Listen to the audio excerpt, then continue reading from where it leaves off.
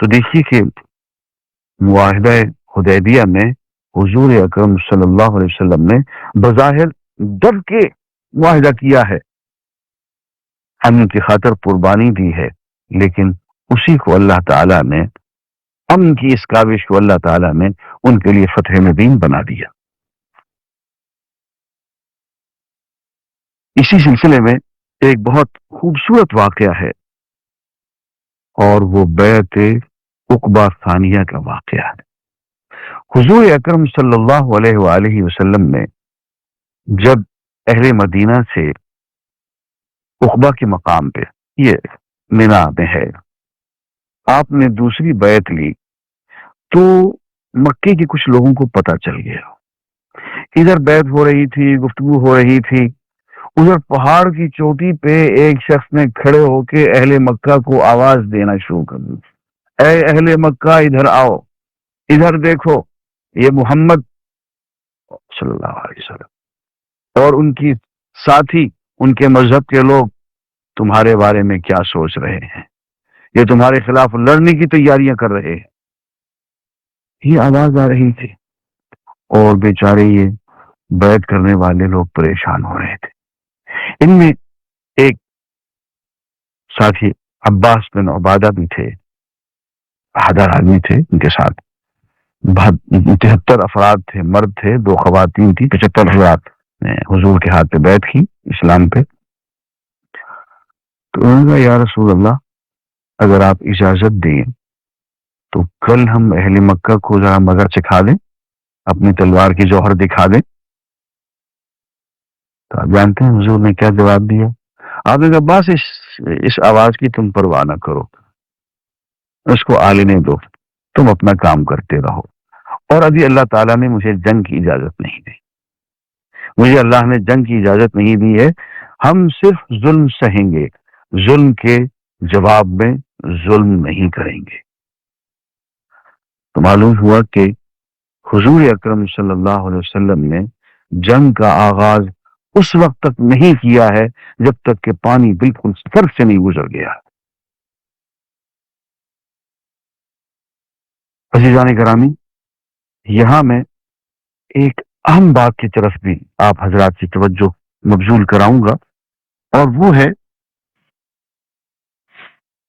کہ ایک Muslim society کے اندر کب ایسا ہوتا ہے کہ امن کی کیفیت، سلامتی کی کیفیت ختم ہو جائے؟ وہ کیا اسباب ہوتے ہیں؟ قرآن مجید اس کی طرف ایک اشارہ کرتا ہے۔ وضرب اللہ مثلا قریۃ کانت آمنۃ مطمئنہ یأتیہا رزقہا رغدا من کل مکان فکفرت بانعم اللہ فاذاقها اللہ لباس الجوع والخوف بما كانوا یصنعون۔ اللہ نے ایک بستی کی مثال بیان کی ہے جو امن و اطمینان کی حالت میں تھی، اسے رزق فراغت کے ساتھ ہر طرف سے مل رہا تھا، مگر اس نے اللہ کی نعمتوں کی ناشکری کی، تو اللہ نے بطور سزا اس کو بھوک اور خوف میں مبتلا کیا، اور بوجہ ان کرتوتوں کے جو اس بستی والے کیا کرتے تھے۔ عزیزان گرامی، کہیں ایسا تو نہیں ہے کہ اللہ نے ہم پہ احسانات کیے ہوں اور ہم نے ان احسانات کی قدر نہ کی ہو، ہمیں اللہ نے نعمتوں سے نوازا ہو اور ان نعمتوں کی ہم نے ناشکری کر دی ہو؟ قرآن مجید تو کچھ ایسی ہی بات کہہ رہا ہے۔ اب آئیے حضور اکرم صلی اللہ علیہ وسلم نے بھی کچھ ایسی ہی باتیں ارشاد فرمائی ہیں کہ اگر بستی کے لوگ، معاشرے کے لوگ یوں کریں تو یہ نتیجہ نکلتا ہے، اطمینان کی زندگی، خوبصورتی کی زندگی۔ فرمایا دیکھو اگر تم زکوٰۃ دیتے رہو گے تو ہم بارش خوب برسائیں گے، پیداوار کو تمہارے گھروں میں پہنچ جائے گی۔ زکوٰۃ دینا بند کر دو گے تو ہم خشک سالی کر دیں گے، ڈراؤٹ کر دیں گے۔ اب دیکھنے میں یہ بات سمجھ میں نہیں آتی کہ یار زکوٰۃ کا تعلق آخر بارش سے کیا ہے، لیکن ایسا ہو رہا ہے، ایسا ہوتا ہے۔ پھر لا اینڈ آرڈر سچویشن، قتل و غارت،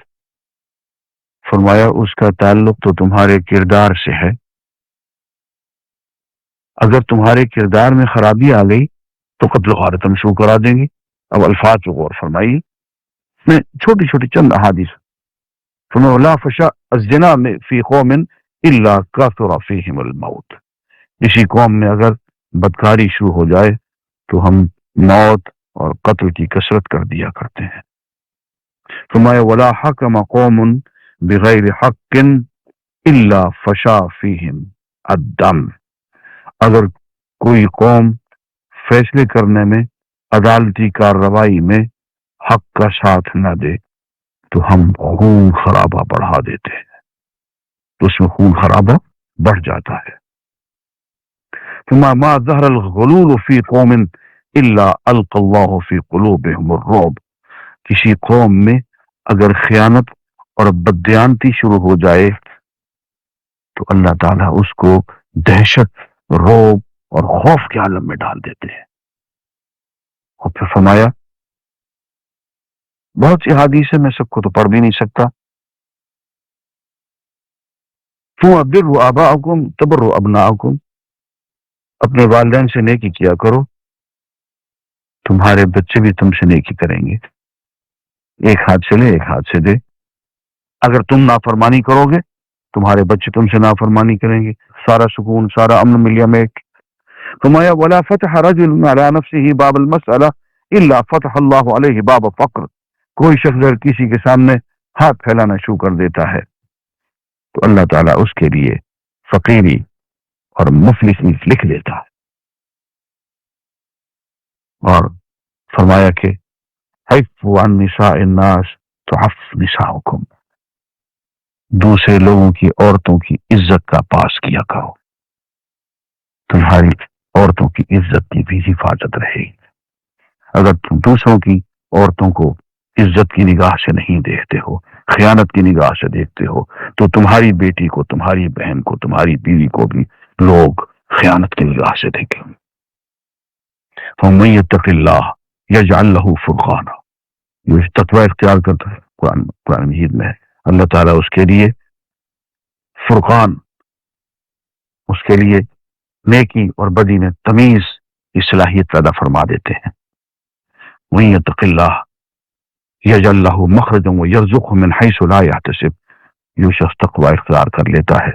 اللہ تعالیٰ اس کے لیے ہر مصیبت سے نکلنے کا راستہ بنا دیتے ہیں، اور اس کو ایسے راستے سے رزق عطا فرما دیتے ہیں کہ اس کو گمان بھی نہیں ہوتا۔ وَمَن اتَّقِ اللَّهَ، جو اللہ سے ڈرتا ہے، أَهَابَ اللَّهُ مِنْهُ كُلَّ شَيْءٍ،